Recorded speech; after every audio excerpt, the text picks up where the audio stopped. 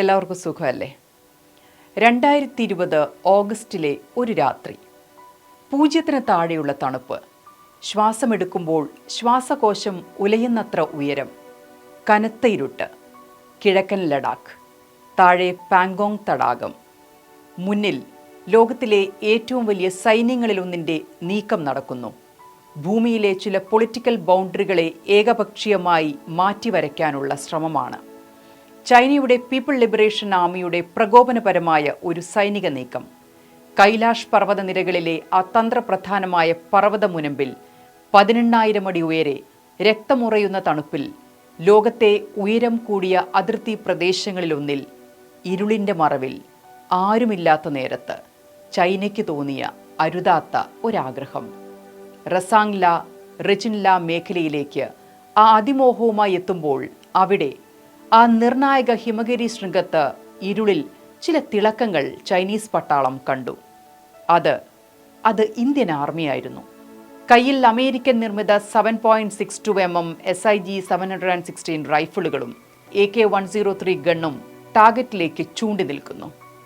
Chinese പട ചിന്തിക്കും മുന്നേ, അവർ എത്തും മുന്നേ, റസാങ് ല റിജിൻ ല എന്നിവയിലുൾപ്പെടെ ആ തന്ത്രപരമായ ഹിമാലയൻ മലനിര സാന്നിധ്യം കൊണ്ട് കീഴടക്കിയിരിക്കുന്നു ഇന്ത്യൻ സൈനികർ. ആ രാത്രി വെടിയച്ച കൊണ്ടല്ല ഇന്ത്യ ശത്രുവിനെ ഞെട്ടിച്ചത്, വേഗം കൊണ്ട്, ധൈര്യം കൊണ്ട്. മലയുടെ മുകളിലെ മൽപിടുത്തത്തിൽ ആദ്യം എത്തേണ്ടത് ആരാണെന്ന തിരിച്ചറിവ് കൊണ്ട്, പിന്നെ ഇൻ്റലിജൻസ് കൊണ്ട്. യുദ്ധം ജയിക്കാൻ ചിലപ്പോൾ ബുള്ളറ്റ് പായിക്കേണ്ടതില്ല. ശത്രു അടുത്ത നീക്കം ആലോചിക്കും മുമ്പ് ശരിയായ ഉയരത്തിൽ കൃത്യമായ പൊസിഷനിൽ നിന്നാൽ മതിയെന്ന് ഇന്ത്യൻ മിലിറ്ററി കാണിച്ചു കൊടുക്കുകയായിരുന്നു. ഇതാണ് പുതിയ ഇന്ത്യൻ ആർമിയുടെ മുഖം. സമാധാനം ആഗ്രഹിക്കുന്ന സൈന്യം, പക്ഷേ സമാധാനത്തെ ദൗർബല്യമെന്ന് തെറ്റിദ്ധരിച്ചാൽ കണക്ക് തിരുത്താൻ അറിയുന്ന ചങ്കുറപ്പ്. ഇന്ത്യൻ നേവിയുടെ സമുദ്രശക്തിക്കും ഇന്ത്യൻ എയർഫോഴ്സിൻ്റെ ആകാശാധിപത്യത്തിനും ഉജ്ജ്വലമായ കരയാധിപത്യം ഒരുക്കാൻ ഒരുപടി മുന്നിൽ നിൽക്കുന്ന അസാധാരണമായ സുരക്ഷാ കവചം ഇന്ത്യൻ ആർമി. മരുഭൂമിയുടെ ചൂടിലും കാടിൻ്റെ ഇരുട്ടിലും മാംസമുറയുന്ന ഹിമശിഖരങ്ങളിലും ഒരുപോലെ വാക്ക് പാലിക്കുന്ന ലോകത്തെ ഏറ്റവും ശക്തമായ സൈനിക വിസ്മയം. എഡിറ്റോറിയൽ ഇൻസൈറ്റ്സിലേക്ക് സ്വാഗതം. സ്വാതന്ത്ര്യദിനത്തിൽ രാജ്യമാകെ ത്രിവർണ്ണ പതാകകൾ ഉയർത്തി നമ്മൾ ആഘോഷിക്കുന്നു. എന്നാൽ 140 കോടി ഇന്ത്യക്കാർ നമ്മുടെ രാജ്യത്തിൻ്റെ സ്വാതന്ത്ര്യം ആഘോഷിക്കുമ്പോൾ നമ്മൾ സ്വയം ഒരു ചോദ്യം ചോദിക്കേണ്ടതുണ്ട്. 18,000 അടി ഉയരെ ലഡാക്കിലെ മഞ്ഞുമൂടിയ കൊടുമുടികൾ മുതൽ ഇന്ത്യൻ മഹാസമുദ്രത്തിൻ്റെ ആഴങ്ങൾ വരെ വ്യാപിച്ചു കിടക്കുന്ന ഒരു പരമാധികാരം സംരക്ഷിക്കപ്പെട്ടിരിക്കുന്നത് എങ്ങനെയാണ്? അതറിയാൻ 3 വാക്കുകൾ മനസ്സിലാക്കിയാൽ മതി. സർവീസ് ബിഫോർ സെൽഫ്, സ്വന്തം എന്നതിന് മുൻപ് സേവനം, ഇന്ത്യൻ ആർമിയുടെ മോട്ടോ. 2026 ഗ്ലോബൽ ഫയർ പവർ ഇൻഡെക്സിൽ മികച്ച സൈന്യമുള്ള 145 രാജ്യങ്ങളിൽ ഇന്ത്യ ആദ്യ 4-ാം സ്ഥാനത്താണ്. അമേരിക്ക, റഷ്യ, ചൈന, പിന്നെ ഇന്ത്യ. സജീവമായി നിൽക്കുന്ന സൈനികരുടെ എണ്ണത്തിൽ ഇന്ത്യ 2-ാം സ്ഥാനത്തും. ചൈനയുടെ സൈനികരുടെ എണ്ണം അഥവാ ആക്റ്റീവ് പേഴ്സണൽ ഏകദേശം 20 ലക്ഷമാണെങ്കിൽ ഇന്ത്യയുടേത് ഏകദേശം 15 ലക്ഷമാണ്. അതായത് സജീവ സൈനികരുടെ എണ്ണത്തിൽ ചൈനയാണ് ലോകത്തൊന്നാമത്. ആക്റ്റീവ് പേഴ്സണൽ എന്ന് വെച്ചാൽ ആർമി, നേവി, എയർഫോഴ്സ് തുടങ്ങിയ സേനകളിൽ പൂർണ്ണസമയം സേവനമനുഷ്ഠിക്കുന്നവരാണ്. എന്നാൽ റിസർവ് പേഴ്സണൽസിനെയും ഗ്ലോബൽ ഫയർ പവർ അംഗീകരിച്ച പാരാമിലിറ്ററി വിഭാഗത്തിൽ ഉൾപ്പെടുത്തുന്ന കേന്ദ്ര സായുധ അതിർത്തി സുരക്ഷാ സേനകളെയും ചേർത്താൽ ചിത്രം മാറും, കളി മാറും. ഇന്ത്യക്ക് 15 ലക്ഷം ആക്റ്റീവ് പേഴ്സണൽ ഉണ്ടെന്ന് പറഞ്ഞല്ലോ. നമ്മുടെ റിസർവ് ഫോഴ്സിൽ 10 ലക്ഷം സൈനികർ വേറെയുണ്ട്. മിലിറ്ററി ലെവലിൽ ട്രെയിനിങ്ങും വെപ്പൺ സപ്പോർട്ടുമുള്ള പാരാമിലിറ്ററി പിന്നെയുമുണ്ട് ഒരു 25 ലക്ഷം. രാജ്യത്തിൻ്റെ സുരക്ഷ ഏറ്റെടുത്ത് യൂണിഫോം ഇട്ട് കയ്യിൽ വെപ്പണുമായി ഈ രാജ്യത്തെ കാത്ത് നിലയുറപ്പിച്ചിരിക്കുന്നത് ആകെ 50 ലക്ഷം സൈനികരാണ്. ഒരു സിറ്റുവേഷൻ വന്നാൽ പല ലെയറുകളിൽ മതിലുപോലെ സുരക്ഷ പണിയുക ഈ 50 ലക്ഷം സുരക്ഷാ ഭടന്മാരാണ്. എണ്ണം കൊണ്ടും ശേഷി കൊണ്ടും ആയുധം കൊണ്ടും പവർ കൊണ്ടും ലോകത്തെ ഏറ്റവും വലിയ സുരക്ഷാ സൈന്യം. ഇതിന് താഴെ ചൈന പോലും വരൂ.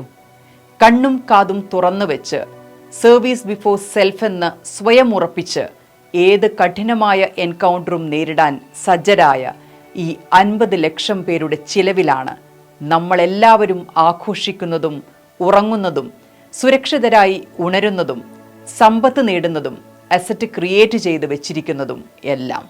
ഒരേ സൈന്യത്തോട് ലോകത്തിലെ ഏറ്റവും ഉയർന്ന യുദ്ധ സാഹചര്യങ്ങളിൽ പോരാടാനും ചുട്ടുപൊള്ളുന്ന ഥാർ മരുഭൂമിയിലെ 50 ഡിഗ്രി ചൂടിൽ വമ്പൻ ടാങ്കുകളുമായി പടയോട്ടം നടത്താനും വടക്ക് കിഴക്കൻ സംസ്ഥാനങ്ങളിലെ ഇടതൂർന്ന കാടുകളിൽ ശത്രുക്കളുടെ താവളങ്ങൾ തകർത്ത് ഭീകരവിരുദ്ധ പോരാട്ടം നയിക്കാനും ജനനിബിഡമായ നഗരമധ്യത്തിൽ സങ്കീർണമായ ഹോസ്റ്റേജ് സിറ്റുവേഷനുകളിൽ സ്വന്തം ജീവൻ പോലും നോക്കാതെ കൈകാര്യം ചെയ്യാനും ഒടുവിൽ പ്രളയജലത്തിൽ നാട് മുങ്ങുമ്പോൾ ഒരു കുഞ്ഞിനെ തോളിലേറ്റി സുരക്ഷിതമായി കരക്കെത്തിക്കാനും പറഞ്ഞാൽ അത് ചെയ്യാൻ കഴിയുന്ന ലോകത്തെ ഒരു സൈന്യം നമ്മുടെ സേനയല്ലാതെ വേറെ ഏതാണുള്ളത്? വിപുലമായ റെജിമെന്റൽ സംവിധാനമാണ് ഇന്ത്യൻ ആർമിയെ വ്യത്യസ്തമാക്കുന്ന മറ്റൊരു ഘടകം. Madras regiment, Sikh regiment, Gurkha rifles, Rajputana rifles, Maratha light infantry, grenadiers. വ്യത്യസ്തങ്ങളായ ഭാഷയും ഭക്ഷണവും മതവും സംഗീതവും സംസ്കാരവുമുള്ള മനുഷ്യർ. എന്നാൽ അതിർത്തിയിലെ ഔട്ട്പോസ്റ്റുകളിൽ അവർക്ക് ഒരേയൊരു വ്യക്തിത്വമേ ഉള്ളൂ: ഇന്ത്യയുടെ അഭിമാനിയായ സൈനികൻ. അവരുടെ പ്രാർത്ഥന ഇത്രമാത്രം: നാം നമക് നിഷാൻ, അതായത് സ്വന്തം പേര്, കഴിച്ച ഉപ്പിനോടുള്ള കൂറ്, രാജ്യത്തിൻ്റെ പതാക. ഈ വൈവിധ്യം കേവലം പരേഡുകളിൽ കാണിക്കാനുള്ള അലങ്കാരമല്ല, മറിച്ച് അത് സൈന്യത്തിൻ്റെ യഥാർത്ഥ പ്രവർത്തനക്ഷമതയുടെ കരുത്താണ്. ഇന്ത്യയുടെ ഓരോ കോണിൽ നിന്നുമുള്ള മനുഷ്യർ ഒരേ ട്രെഞ്ചും ബങ്കറും പങ്കിടുമ്പോൾ ഇന്ത്യൻ ഭരണഘടനയുടെ ജീവിക്കുന്ന ഒരു ചെറുരൂപമാണ് അവിടെ സൃഷ്ടിക്കപ്പെടുന്നത്. കാരണം ഭരണഘടന ഓരോ പൗരനും ഉറപ്പു നൽകുന്ന, നമ്മൾ വാതോരാതെ സംസാരിക്കുന്ന ആ ഉറപ്പുണ്ടല്ലോ, എവിടെയും ജീവിക്കാനും ഇഷ്ടമുള്ള വിശ്വാസം പിന്തുടരാനും ഇഷ്ടമുള്ളത് കഴിക്കാനും തോന്നുന്നത് പറയാനും പ്രതിഷേധിക്കാനും അങ്ങനെ ആ സ്വാതന്ത്ര്യമെല്ലാം തുടങ്ങുന്നതും അവസാനിക്കുന്നതും രാജ്യത്തിൻ്റെ നിലനിൽപ്പിലാണ്. അതിർത്തിയിലും രാജ്യത്തിനകത്തും സുരക്ഷാസേന നിതാന്തമായി കാത്തു സൂക്ഷിച്ചു വെച്ചിരിക്കുന്ന പരമാധികാരം. അത് വരച്ചിരിക്കുന്ന വൃത്തത്തിനുള്ളിലാണ് ഈ സ്വാതന്ത്ര്യമെല്ലാം. രാജ്യത്തെ പൊന്നുപോലെ കാക്കാൻ നിയോഗിക്കപ്പെട്ടവർ അത് കടമയായി എടുത്തിരിക്കുന്ന സമയം വരെ മാത്രമുള്ള സ്വാതന്ത്ര്യം. ഓരോ നിമിഷവും അവർ ജീവിതം പണയം നൽകി സംരക്ഷിച്ചു നിർത്തുന്ന സ്വാതന്ത്ര്യം. കാരണം സൈനിക സേവനമെന്നത് ഒരു ജോലിയല്ല, അതൊരു മനോനിലയാണ്. സൈനികരുടെ എണ്ണമോ കയ്യിലിരിക്കുന്ന ഗണ്ണോ ഇന്നൊരു യുദ്ധം ജയിപ്പിക്കില്ല എന്ന് സമീപകാല സംഭവങ്ങൾ കാണിച്ചു തരും. ഇന്ന് നമ്മുടെ സൈന്യത്തിന് കരുത്തേകുന്നത് സൈനികന്റെ ധൈര്യവും ഉത്സാഹവും മാത്രമല്ല, അത്യാധുനിക സാങ്കേതിക വിദ്യ കൂടിയാണ്.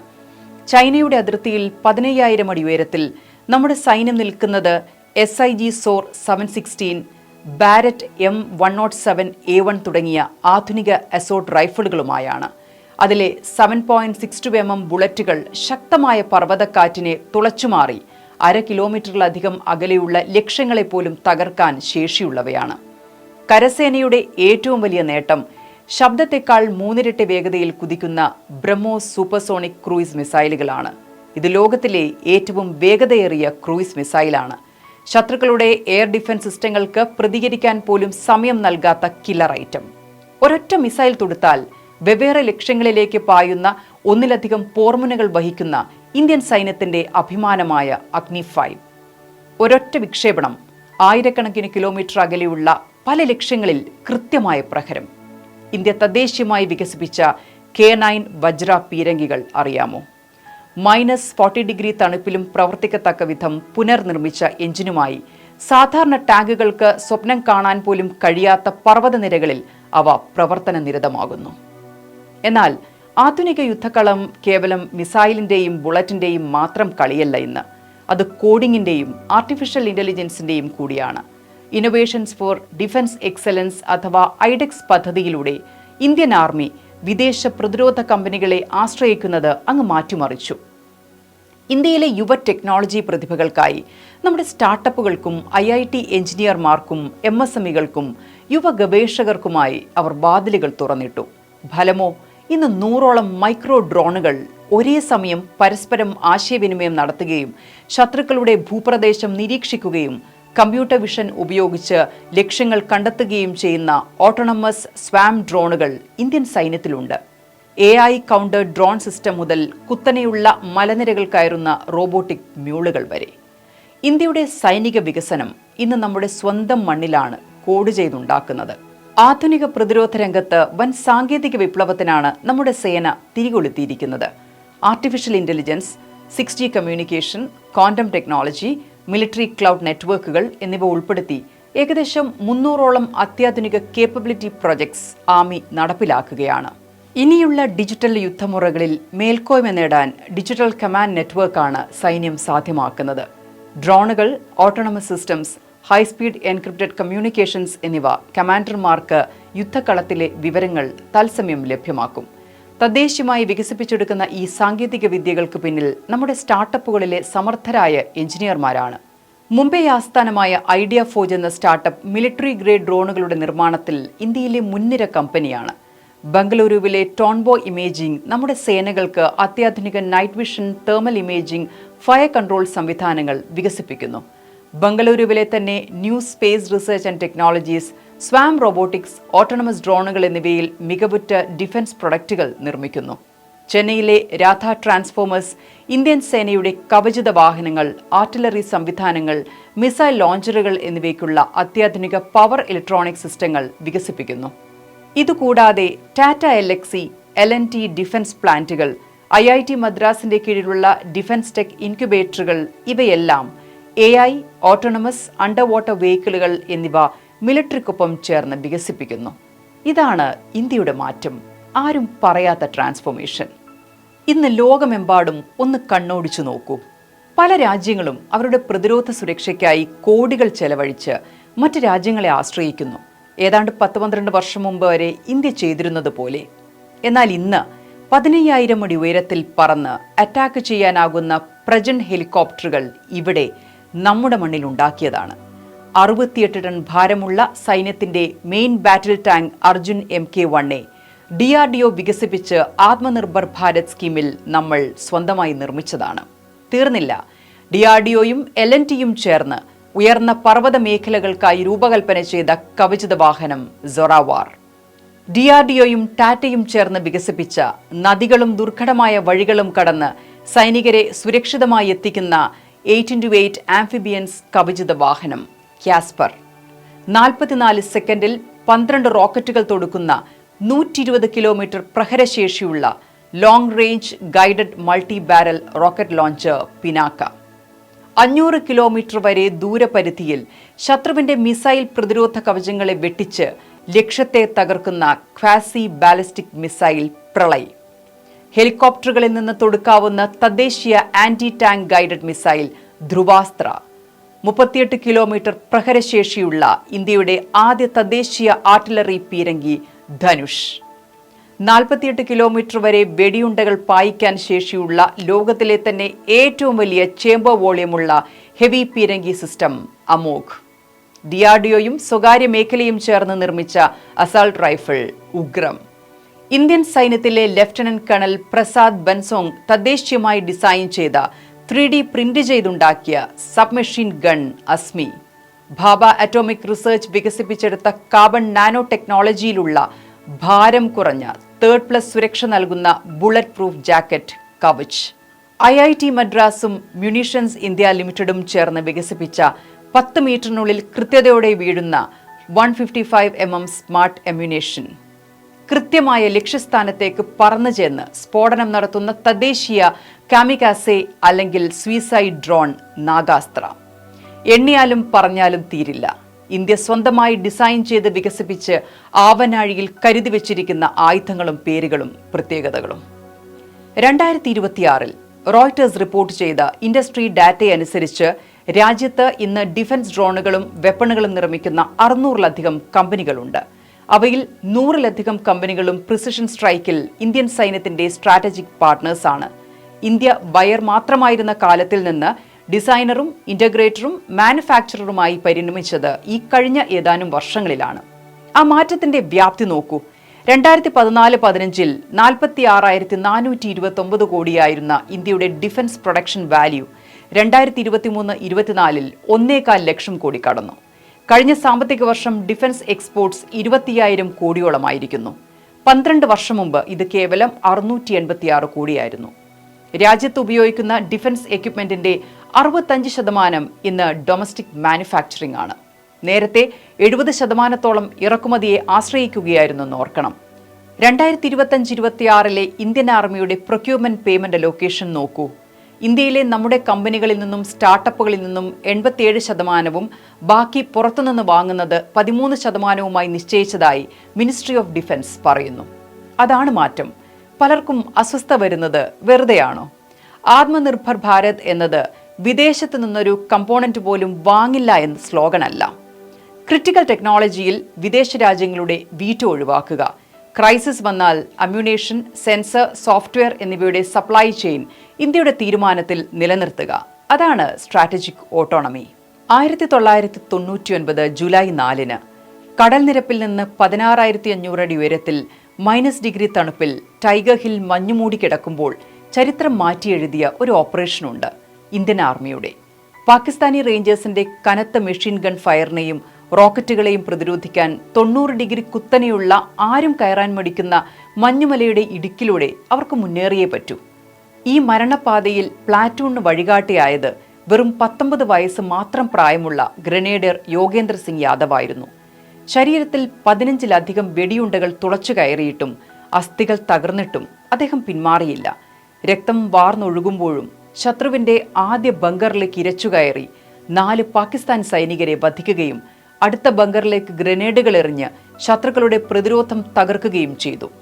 തന്റെ പ്ലാറ്റൂണിന് മുകളിലേക്ക് കയറാനുള്ള വഴി സ്വന്തം രക്തം കൊണ്ട് വെട്ടിത്തെളിച്ച ഈ 19-കാരനാണ് ടൈഗർ ഹില്ലിലെ 3 പ്രധാന തന്ത്രപ്രധാന ബങ്കറുകൾ തിരിച്ചുപിടിക്കാൻ വഴിയൊരുക്കിയത്.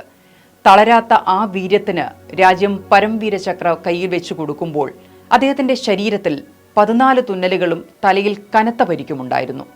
ബ്രിഗേഡിയർ യോഗേന്ദ്ര സിംഗ് അങ്ങനെ പരംവീര ചക്ര നേടുന്ന ഏറ്റവും പ്രായം കുറഞ്ഞ സൈനികനായി. എന്താണ് ആ 19-കാരനിൽ അസാമാന്യമായ ദേശസ്നേഹവും മരണത്തെ അവഗണിക്കുന്ന ധൈര്യവും നിറച്ചത്? ആ സൈനികൻ ഘാതക് പ്ലാറ്റൺ അംഗമായിരുന്നു. ഇന്ത്യയുടെ ഘാതക് എന്നാൽ വെറുമൊരു പേരല്ല, അത് 18,000 അടി മുകളിൽ മരണത്തെ പോലും തോൽപ്പിക്കുന്ന ഇന്ത്യയുടെ ചോര തിളയ്ക്കുന്ന വീര്യമാണ്. നമ്മൾ സ്വാതന്ത്ര്യദിനങ്ങൾ ആഘോഷിക്കുന്നത്, അതായത് നമ്മളൊക്കെ ഇവിടെ സമാധാനത്തോടെ ജീവിക്കുന്നത് ആയിരക്കണക്കിന് ആളുകളുടെ ജീവൽ ത്യാഗത്തിലാണ്. അതിൽ കാലത്തിന്റെ ചുവരിൽ മായാതെ നിൽക്കുന്ന ചില പേരുകളുണ്ട്. 1947 കശ്മീർ ഓപ്പറേഷനിൽ കുമാവൂൺ റെജിമെന്റിനെ നയിച്ച മേജർ സോമനാഥ് ശർമ്മ, ഇന്ത്യയിലെ ആദ്യത്തെ പരംവീര ചക്ര ലഭിച്ച സൈനികൻ. മറ്റൊന്ന് ഇന്ത്യ കണ്ട ഏറ്റവും മികച്ച സൈനിക തന്ത്രജ്ഞൻ field marshal Sam Manekshaw, Gurkha rifles, ഇന്ത്യയുടെ ആദ്യത്തെ ഫീൽഡ് മാർഷൽ. അടുത്തത് പരംവീര ചക്ര നേടുന്ന ഏറ്റവും പ്രായം കുറഞ്ഞ tank commander second lieutenant Arun Khetarpal. 1947 യുദ്ധത്തിൽ വീരമൃത്യു വരിച്ച ഏറ്റവും ഉയർന്ന സൈനിക ഉദ്യോഗസ്ഥനായിരുന്ന ബ്രിഗേഡിയർ മുഹമ്മദ് ഉസ്മാൻ. വിഭജന സമയത്ത് പാകിസ്ഥാൻ ആർമിയുടെ തലവനാക്കാമെന്ന് വാഗ്ദാനം ചെയ്തിട്ടും അത് നിരസിച്ച് ഇന്ത്യക്ക് വേണ്ടി പൊരുതി മരിച്ച നൌഷേരയുടെ സിംഹം എന്നറിയപ്പെടുന്ന ധീരൻ. 1999 കാർഗിൽ യുദ്ധത്തിലെ വിജയത്തിന്റെ വീരപ്രതീകമായ ക്യാപ്റ്റൻ വിക്രം ബത്ര. കാർഗിലിലെ പോയിന്റ് 5140 കീഴടക്കിയ ശേഷം ക്യാപ്റ്റൻ ബത്ര നൽകിയ യെ ദിൽ മാംഗെ മോർ എന്ന സന്ദേശം കാർഗിൽ യുദ്ധത്തിന്റെ യുദ്ധവിളിയായി മാറി. ഈ കഥകൾ പുതിയ തലമുറയിലെ ഒരു കുട്ടിക്കെങ്കിലും നിങ്ങൾ അയക്കണം. എന്നിട്ട് അവർക്ക് പറഞ്ഞു കൊടുക്കണം, പറ്റുമെങ്കിലൊന്ന് മനസ്സിലാക്കി കൊടുക്കണം സ്വാതന്ത്ര്യമെന്ന വാക്കിന്റെ അർത്ഥം എന്താണെന്ന്. കലണ്ടറിൽ കിട്ടിയ കേവലം അവധി ദിവസമല്ല ഇത്. ഓരോ തലമുറയും കാത്തുസൂക്ഷിക്കേണ്ട ഉത്തരവാദിത്തമാണെന്ന് അവർ പഠിക്കട്ടെ. ടെയിലൻഡ് ഇതാണ്. കഴിഞ്ഞ ദിവസം ലോകം മറ്റൊരു വാർത്ത കണ്ടു. പാകിസ്ഥാൻ, സൗദി അറേബ്യ, തുർക്കി 3 രാജ്യങ്ങൾ ചേർന്ന് ഒരു പ്രതിരോധ കരാർ ഒപ്പിട്ടു. അതിലെഴുതിയിരിക്കുന്നത് ഒരാളെ ആക്രമിച്ചാൽ 3 പേരെയും ആക്രമിച്ചതായി കണക്കാക്കും. ഹെഡ്ലൈൻ വായിക്കുമ്പോൾ അത് ഭയപ്പെടുത്തുന്നതായി തോന്നാം. പക്ഷേ ഹെഡ്ലൈൻ നോക്കി സുരക്ഷ തീരുമാനിക്കുന്ന രാജ്യമല്ല ഇന്ത്യ. ഹെഡ്ലൈന് പിന്നിലെ കേപ്പബിലിറ്റി പരിശോധിക്കുന്ന രാജ്യമാണ്. ഈ കരാറിനെ നിസ്സാരമാക്കേണ്ടതില്ല. പക്ഷെ ഒരു കാര്യം വ്യക്തമായി മനസ്സിലാക്കണം. ഒരു എഗ്രിമെന്റ് ഒരു ആർമിയല്ല, ഒരു ക്ലോസ് ഒരു കമാൻഡ് സ്ട്രക്ചർ അല്ല. 3 രാജ്യങ്ങൾ ഒപ്പിട്ട ഒരു കരാർ ഒരു ഇൻ്റഗ്രേറ്റഡ് ബാറ്റിൽ ഫീൽഡ് പ്ലാൻ അല്ല. 3 പതാകകളെ ഒരേ ഫോട്ടോഗ്രാഫിൽ നിർത്താൻ ഏതാനും സെക്കൻഡുകൾ മതി. പക്ഷെ 3 സൈന്യങ്ങളെ ഒരേ ബാറ്റിൽ ഫീൽഡിൽ പ്രവർത്തിപ്പിക്കാൻ കോമൺ കമാൻഡ് വേണം. കോമ്പാറ്റബിൾ കമ്മ്യൂണിക്കേഷൻ സിസ്റ്റം വേണം. ഇൻ്റലിജൻസ് ഷെയറിംഗ് മെക്കാനിസം വേണം. Logistics, ammunition, air support, rules of engagement, political clearance എല്ലാം വേണം. ഒരു വാചകം എഴുതിയതുകൊണ്ട് അടുത്ത ദിവസം ഒരു നാറ്റോ ഉണ്ടാകില്ല. ഒരു ട്രീറ്റിക്ക് സഹായം വാഗ്ദാനം ചെയ്യാം, പക്ഷേ ഭൂമിശാസ്ത്രം മാറ്റാൻ കഴിയില്ല. ഡിസ്റ്റൻസ് ഇല്ലാതാക്കാൻ കഴിയില്ല. ഓപ്പറേഷണൽ എക്സ്പീരിയൻസ് ഒറ്റ രാത്രി കൊണ്ട് നിർമ്മിക്കാനും കഴിയില്ല. ഇന്ത്യയുടെ സുരക്ഷ ഇന്ന് ഒറ്റ സേനയുടെ ചുമലിലല്ല. പർവ്വതങ്ങളിൽ ഇന്ത്യൻ ആർമിയും ITBPയും ഉണ്ട്. പടിഞ്ഞാറും കിഴക്കും അതിർത്തികളിൽ BSF ഉണ്ട്. നേപ്പാൾ, ഭൂട്ടാൻ ഫ്രണ്ടിയേഴ്സിൽ SSB ഉണ്ട്. മ്യാൻമർ അതിർത്തിയിൽ അസം റൈഫിൾസ്, ആകാശത്ത് ഇന്ത്യൻ എയർഫോഴ്സ്, സമുദ്രത്തിൽ ഇന്ത്യൻ നേവി, മാരിടൈം അതിർത്തിയിൽ ഇന്ത്യൻ കോസ്റ്റ് ഗാർഡ്. രാജ്യത്തിനുള്ളിൽ ഏത് സെക്യൂരിറ്റി ചാലഞ്ചസും നേരിടാൻ CRPF, വിമാനത്താവളങ്ങളും മെട്രോകളും ആണവ നിലയങ്ങളും സംരക്ഷിക്കാൻ CISF, ഏറ്റവും ഗുരുതരമായ കൗണ്ടർ ടെറർ എമർജൻസിയിൽ ഇറങ്ങാൻ NSG കമാൻഡുകൾ.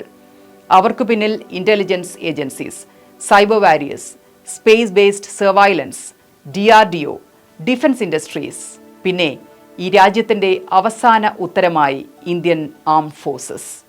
ഇവ ഒന്നിനു മുകളിൽ ഒന്നൊന്നായി നിൽക്കുന്ന ഫോഴ്സസ് അല്ല, വ്യത്യസ്ത ദൗത്യങ്ങളിൽ ഒരേ സമയം പ്രവർത്തിക്കുന്ന പാരലൽ ഷീൽഡാണ്. ഇന്ത്യ പതിറ്റാണ്ടുകളായി അനേകം സേനകളെ ഒരേ ഒരു ലക്ഷ്യത്തിലേക്ക് ബന്ധിപ്പിച്ചിരിക്കുന്നു. ആ ലക്ഷ്യം ഇന്ത്യ മസ്റ്റ് റിമെയിൻ സേഫ് എന്നതാണ്. ഇന്ത്യ സുരക്ഷിതമായിരിക്കുന്നത് ശത്രുക്കൾക്ക് ബുദ്ധിയോ കരാറുകളോ ഇല്ലാത്തതുകൊണ്ടല്ല. ഇന്ത്യയെ പരീക്ഷിച്ചാൽ ഏറ്റുവാങ്ങേണ്ട വില എത്ര വലുതാണെന്ന് ശത്രുക്കൾക്ക് അറിയാവുന്നതുകൊണ്ടാണ്. നമ്മൾ യുദ്ധം ആഗ്രഹിക്കുന്ന രാജ്യമല്ല, പക്ഷെ യുദ്ധം നമ്മുടെ വാതിലിലേക്ക് കൊണ്ടുവന്നാൽ അവിടെ ഒരൊറ്റ യൂണിഫോം മാത്രമായിരിക്കില്ല കാത്തിരിക്കുന്നത്, ഒരാർമി മാത്രമായിരിക്കില്ല, ഒരു ആയുധം മാത്രമായിരിക്കില്ല, ഒരു സമ്പൂർണ്ണ സെക്യൂരിറ്റി ആർക്കിടെക്ചർ ആയിരിക്കും വാതിൽക്കൽ കാത്തു നിൽക്കുന്നത്. ആ 3 രാജ്യങ്ങൾ കരാറിൽ എഴുതി, attack on one is an attack on all. നമ്മൾ എന്നേ ചരിത്രത്തിൽ എഴുതി വെച്ച ഒരു മറുപടിയുണ്ട്. ഇന്ത്യയെ ആക്രമിച്ചാൽ ഒരു സേനയല്ല, കോമ്പാക്ട് റെഡിനെസ് സ്റ്റാൻഡ് ബൈ ആയി നിൽക്കുന്ന ഒരു രാജ്യത്തെയാണ് നേരിടേണ്ടി വരിക എന്ന്. നമ്മളൊരു കാര്യം മാത്രം ഓർമ്മിപ്പിക്കുന്നു, ഞങ്ങൾ സമാധാനത്തോടെ ഉറങ്ങുന്നത് ശത്രുക്കളില്ലാത്തതുകൊണ്ടല്ല, ഞങ്ങൾക്ക് വേണ്ടി നിരവധി കണ്ണുകൾ ഉറങ്ങാതെ കാവൽ നിൽക്കുന്നത് കൊണ്ടാണ്. എന്താണ് നിങ്ങളുടെ അഭിപ്രായം? എഡിറ്റോറിയൽ ഇൻസൈറ്റ്സിലേക്ക് പതിവ് പോലെ നിർദ്ദേശങ്ങളും അഭിപ്രായങ്ങളും അറിയിക്കുക. Thank you for watching channelion.com.